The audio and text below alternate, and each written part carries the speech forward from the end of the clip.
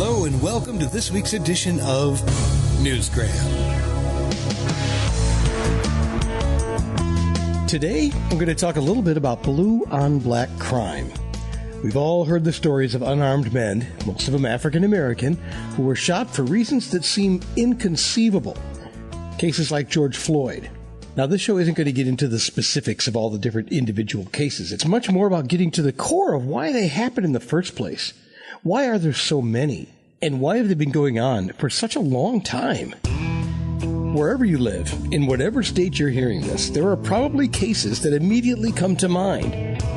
Linger on that for a minute while I introduce you to Vaughn LeMon. He is a black, patriotic American man.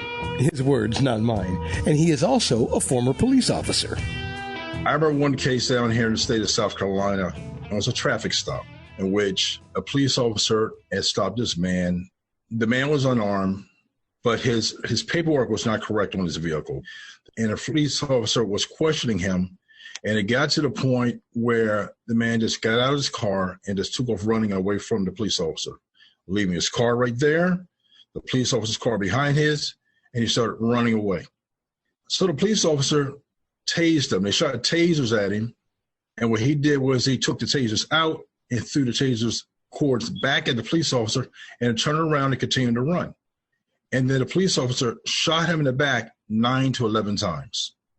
And then when they called for a backup, he got together with the backup officer and they devised a story on the scene of what to say, what actually took place.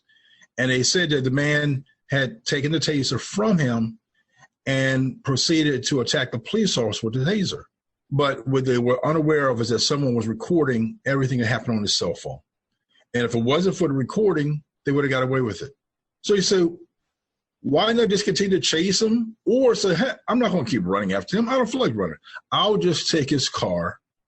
I'll have it towed down to where we were in impound. I'll hold what paperwork I have and make him come to me. Because that's the way I was trained. I'll just make him come to me. I don't have to chase him. But instead, he decides to shoot and kill him over a traffic stop. So when I look at the situation, these are the things that compelled me to write my book. So he wrote a book called Blues in Blue. And in it, there are other stories just like this one, but there is a lot more. It's a biography based on his experiences in the 70s and 80s. Personal experiences with his job training and the racism and discrimination that he dealt with firsthand. We're talking 40 to 50 years ago. Yet many of the things he talks about in his book are still happening today. And he says a lot of it has to do with training. When we get out on the pistol range, we all have targets in front of us that we're going to shoot. The targets are a very large rectangular cardboard piece of paper with a black silhouette of a person in the center. And we're to shoot for center mass of that black silhouette. So the sergeant's behind us. We're all standing there at our post. He says, ready line clear, clear on the left, clear to the right, clear to center. All right, let's shoot these niggers. Fire. And when he said that, everybody started shooting. I stood there and I pointed at the target until my hand even began to shake because his words were going on in my head. If I pull the trigger, that I'm shooting not just at the target, I'm shooting at niggers. I'm shooting at black people. I'm shooting at myself even. And it just started getting to me. Then I just went ahead and rapid fired this, bow, bow, bow, bow, bow, bow, bow, bow, bow, bow, and just to get it out. Then I went over to him. I said, shoot these niggers? He looked back at me with a grin on his face like it was a joke, like it was funny to him. He said, LeMon, one guy from your troop a couple weeks ago put eyes, ear, nose, and mouth, fingers, and watermelon in the fingers on his target. So that let me know that this is not just a joke, it's a part of his training. They're training them. And that one particular person made his target look personally like what he wanted to shoot at. He made it become alive, a black person. And that's the way they were being trained. Would that be something you'd see happening today with current procedures in place? Is that what we'd expect to see?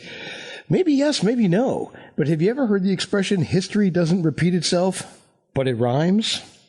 He eventually left the police force, a job he loved and was planning to do for quite a while. In preparation for this episode, I went to his website, and this is what it says. The things that are happening today are so eye-opening because they parallel what it was like for me so many years ago.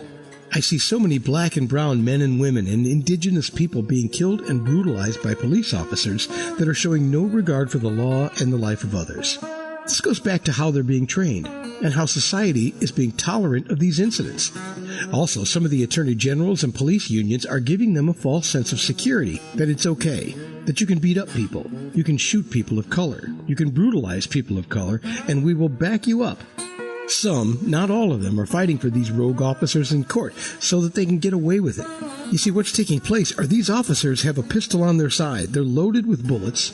They're wearing their Kevlar vests. They have their blackjacks. They have their tasers. They have their batons. And they have their spray. And they're attacking unarmed citizens and then saying, well, we were afraid.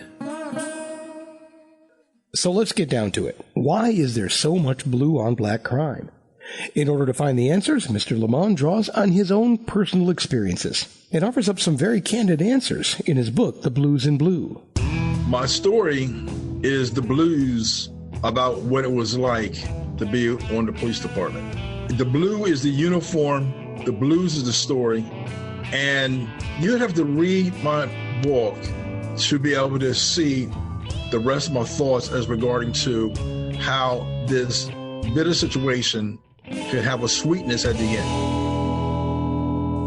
His book is very easy to find. You can find it online at Amazon and other places, but I would suggest visiting his website, especially if you want to learn more about Vaughn. It's VaughnLeMon.com, VaughnLemon.com. There's a link to it right in the show notes. And that'll do it for this edition of Newsgram from WebTalkRadio.com.